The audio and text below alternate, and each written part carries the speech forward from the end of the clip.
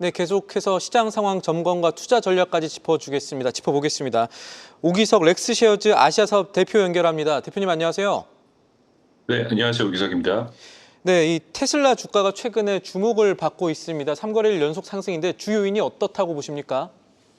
네, 한 세 가지 요인 정도를 꼽아볼 수 있을 것 같은데요. 첫 번째는 이제 무역 협상 관련해서 이제 기대감들이 나오고 있다라는 부분입니다.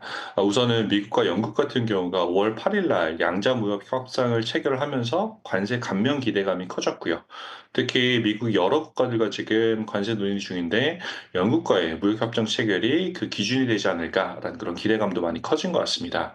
이로 인해서 사실 또 테슬라 유럽 수출 부담이 줄어들 것이다라는 이런 낙관론들이 주가를 끌어올렸고요. 5월 8일만 놓고 보더라도 주가는 3% 이상 상승을 했습니다. 두 번째는 이제 기술적 반등 그리고 강한 매수세가 나오고 있는데 5월 9일 같은 경우는 테슬라 주가가 장중 7% 이상 급등을 하면서 300불 이상으로 올랐고요. 마감 같은 경우는 뭐 4.7% 가까이 상승한 마감에서 이제 뭐 300불 약간 안 되는 수준의 지지선 형성을 한 그런 모습이고 세 번째는 이제 시장 전반적으로 위험 자산에 대한 선호가 좀 늘어나는 그런 모습을 보이고 있습니다. 주말 사이에 미중 무역 협상 역시도 진전을 보이고 있고요.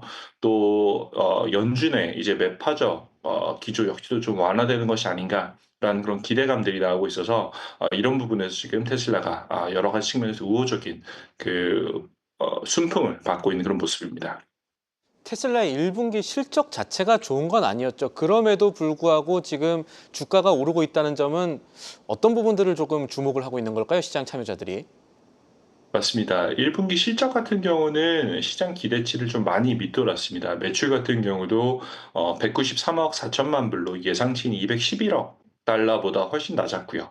주당 순이익 같은 경우는 이제 기대치가 39센트였는데 실제 발표치는 27센트에 불과했어요. 특히 이제 중국 같은 경우에도 경쟁이 굉장히 심화되고 있고 유럽과 미국 역시도 판매 부진. 사실 그리고 지금 테슬라의 이제 파운더인 일론 머스크가 가지고 있는 정치적인 이런 논란 역시도 지금 실적에 악영향을 줬다라고 이제 평가를 받고 있고요.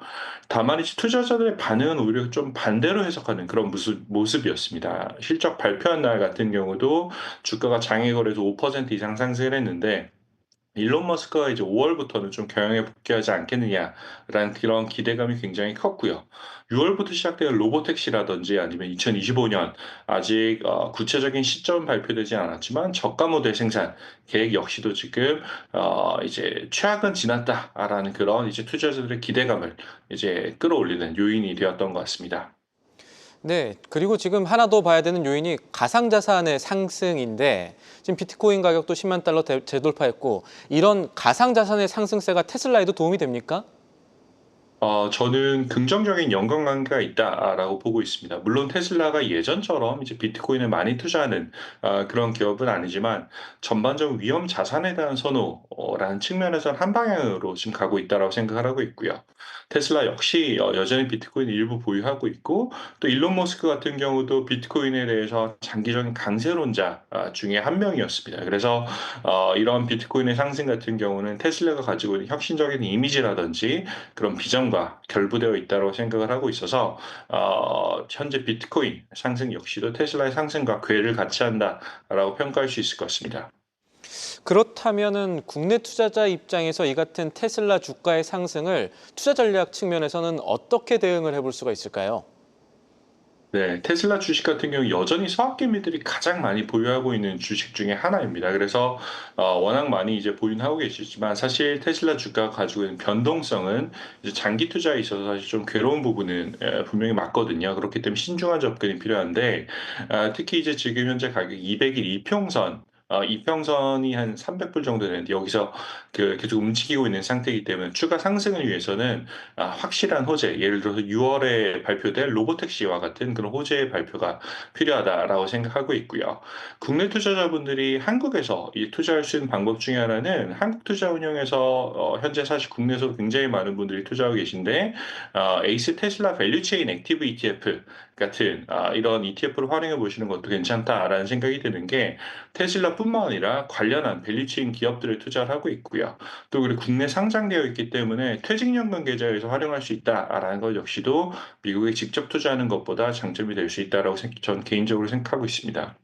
추가 질문 좀 드릴게요. 저희가 테슬라만큼 한국 투자자들이 최근에 관심 갖고 있는 종목이 하나 있습니다. 팔란티어인데요. 팔란티어가 미국의 기술 기업 가운데 시총 10위에 진입을 했습니다. 이 팔란티어에 대해서는 앞으로 어떤 점들을 계속해서 살펴봐야 될까요? 네. 팔란티어 같은 경우는 많은 투자자분들이 그 '다음 테슬라가 될 수 있다.'라고 생각하시는 종목들 중에 하나다라고 생각을 하고 있고요. 특히 이제 팔란티어의 창업자인 피터 틸 같은 경우는 뭐 스타트업 업계에서 굉장히 성공한 분이시기도 하시고 또 제로 투 원이라는 책을 통해서 굉장히 유명한 베스트셀러 작가이기도 합니다. 현재 이제 그 팔란티어의 이사회 의장을 맡고 계신데 이분이 사실 이제 팔란티어를 혁신적인 그리고 독점적인 기술 기업으로 만드는 데 굉장히 기여를 많이 했다라고 생각하고 있고 그 측면에서 이제 일론 머스크와 비견되는 그런 이제 장기 비전을 가지고 있는 분 중에 하나다라고 생각하고 있고요. 다만 이제 그 이번 실적 발표를 사실 보더라도 팔란티어 실적 발표가 숫자 자체는 굉장히 좋게 나왔거든요. 매출 역시도 가파르게 상승하고 있고 이익률도 개선이 되고 있지만 다만 이 현재 주가의 수준이 현재 주가 비율과 비교했을 때 너무 좀 고평가되어 있는 게 아닌가라는 그런 분석들이 있습니다. 뭐 단적으로 얘기하자면 지금 매출 대비 거의 한 200배 이상의 이제 그 밸류에이션을 받고 있는데 미국의 기술 기업주들의 평균이 보통 35배 내외라는 걸 감안하면 일반적인 기술 기업보다도 6배 이상 지금 비싸다라고 평가를 할 수가 있고요. 그렇기 때문에 저는 이제 팔란티어 같은 경우도 향후 여러 가지 논란에 사실 직면할 수 있다라고 생각할 수 있는데 이 역시도 테슬라하고 비슷하다라고 생각을 하고 있어요. 테슬라 같은 경우도 사실 주가가 좋을 때 상승하는 과정에서는 AI 기업이다. 그리고 미래의 이제 로보틱스를 선도하는 기업이다라는 그런 이제 평가를 받았다라고 하면 안 좋을 땐 사실 이제 전기차 업종과 비교를 하면서 상대적인 밸류에이션 부담을 느꼈던 그런 종목이거든요.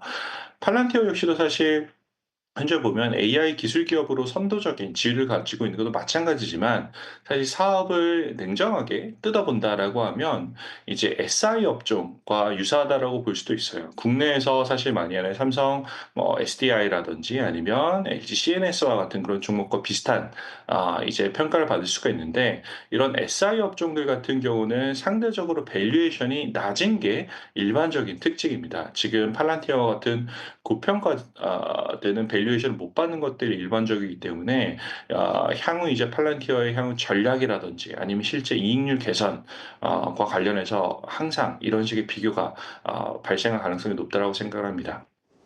네, 지금까지 도움 말씀에 오기적 레스세어즈 아시아 사업 대표였습니다.